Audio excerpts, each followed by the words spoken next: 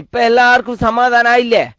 ഞാനൊരു വോയിസ് ഇട്ടേന് അന്ന് എന്തെല്ലാം എന്നെ എല്ലാരും വന്നിട്ട് പറഞ്ഞ്, പേഴ്സണലി വന്നിട്ട് നിങ്ങളല്ല ആരെല്ലാം എന്തെല്ലാം എന്നെ പറഞ്ഞ്. പാർട്ടിക്കും വേണ്ടിയിട്ടല്ലേ ഞാനന്ന് സംസാരിച്ചത്. ഞാനന്ന് പറഞ്ഞത് തേച്ചു എന്താണ്, നമ്മളെ പാർട്ടിക്കും വേണ്ടിയിട്ടാണ്, നമ്മൾ പ്രവർത്തനം നന്നാക്കണം എന്നാ ഞാൻ പറഞ്ഞത്. അന്ന് നിങ്ങളെല്ലാം വന്നിട്ട് എന്നെ വിമർശിച്ച്. ഇത് ഞാൻ ഈ പാർട്ടി ഗ്രൂപ്പിൽ ഇടുന്ന ഈ ഒരു വോയിസ് പുറത്തു പോവാണ്ട് നിൽക്കേണ്ടതിൽ സെക്രട്ടറിന്റെ നേതൃത്വത്തിലല്ലേ, അഡ്മിൻ സെക്രട്ടറി അല്ലേ? അല്ലാണ്ട് എന്റെ തെറ്റാണോ ഈ ഗ്രൂപ്പിൽ നിന്ന് ഒരു വോയിസ് പുറത്തേക്ക് പോയത്? നിങ്ങൾ എല്ലാവരും കൂടിയിട്ട് എന്നെ വന്ന് വായിക്കട് പറഞ്ഞില്ല.